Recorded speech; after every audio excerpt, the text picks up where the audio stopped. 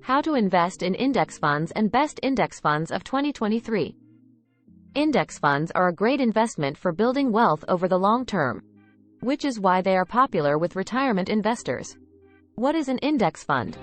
An index fund is a collection of stocks that aims to mirror the performance of an existing stock market index, such as the Standard & Poor's 500 index. A market index comprises companies representing a segment, the financial market, and offers a look into the health of the economy as a whole. An index fund will be made up of the same investments that make up the market index it tracks. This way, the index fund's performance usually closely mirrors that of the index, with no hands-on management necessary. How do index funds work? Index funds don't try to beat the market or earn higher returns than market averages. Instead, these funds try to be the market, by buying stocks of every firm listed on a market index to mirror the performance of the index as a whole. Because of this, index funds are considered a passive management strategy, as there isn't a need to decide which investments to buy or sell actively.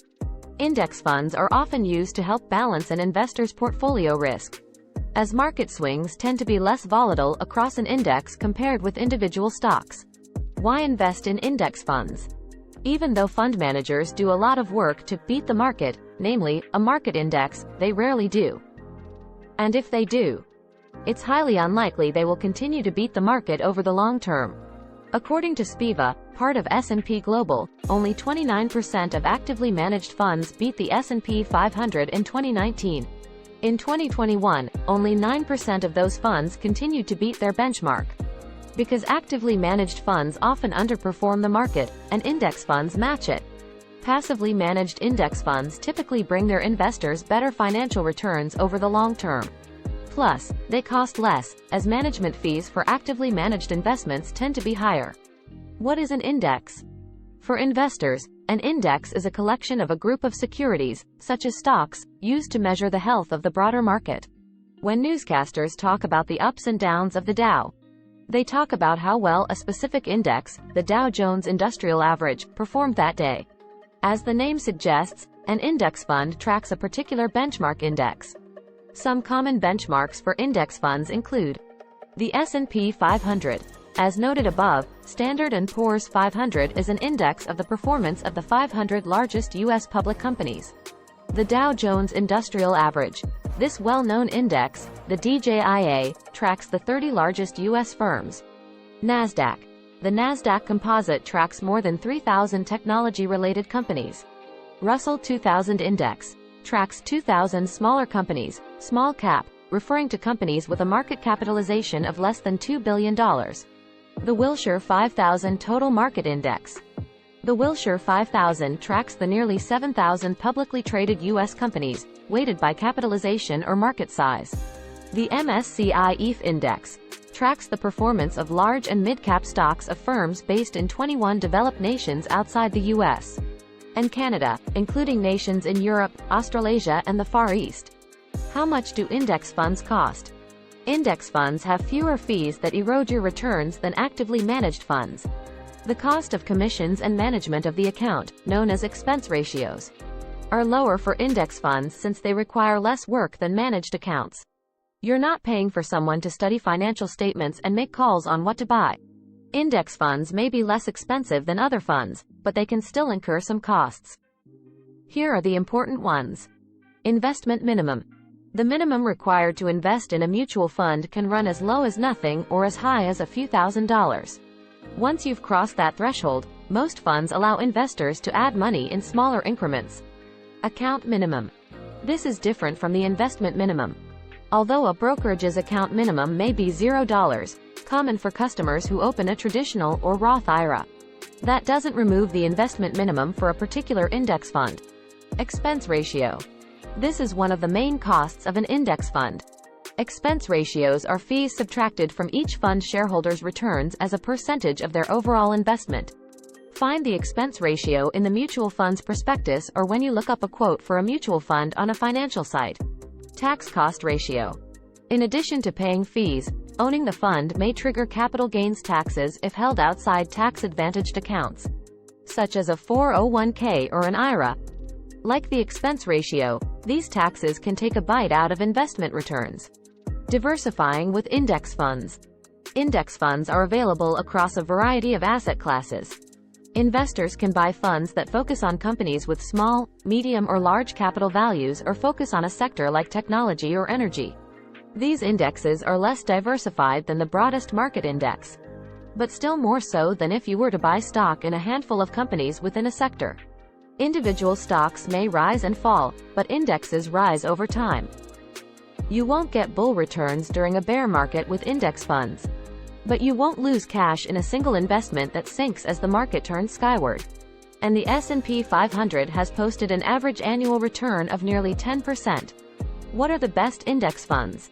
Index funds work by tracking specific market indices.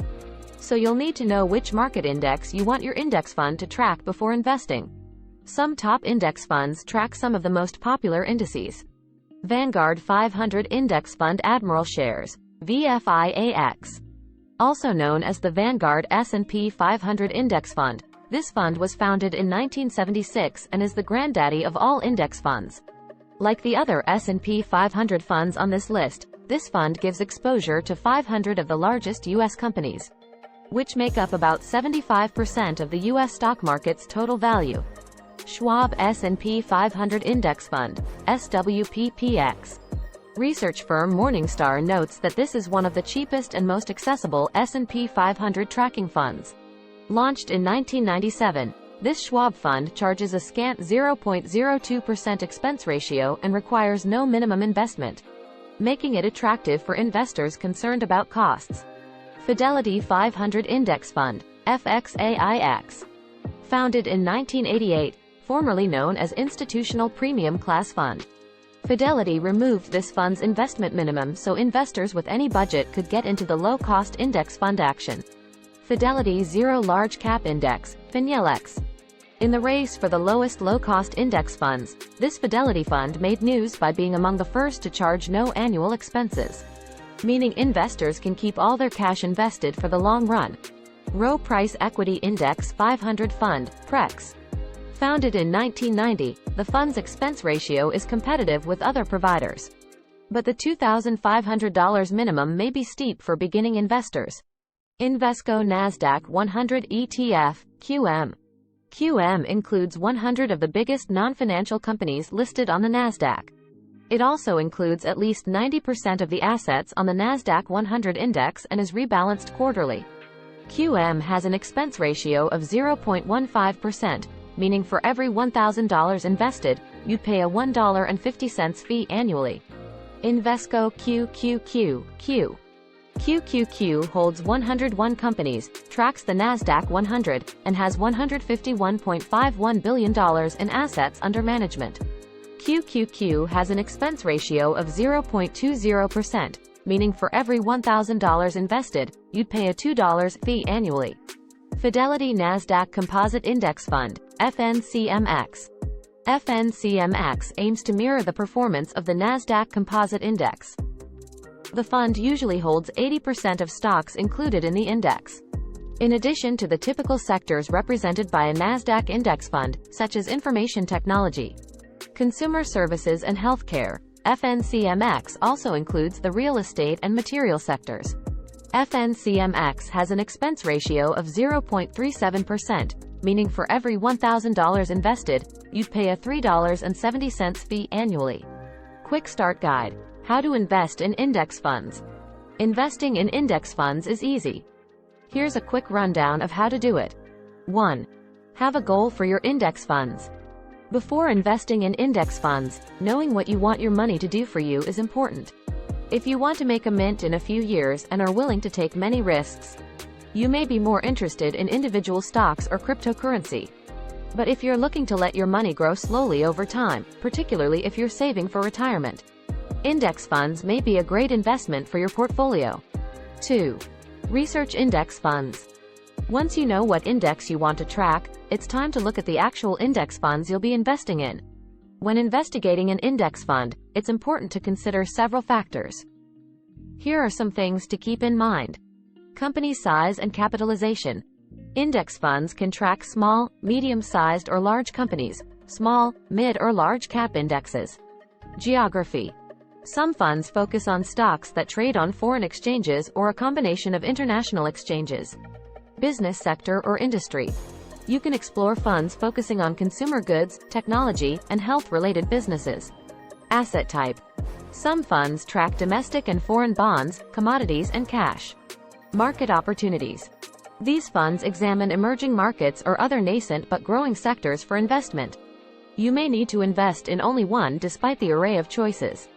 However, you can easily customize your allocation if you want additional exposure to specific market in your portfolio, such as more emerging market exposure or a higher allocation to small companies or bonds.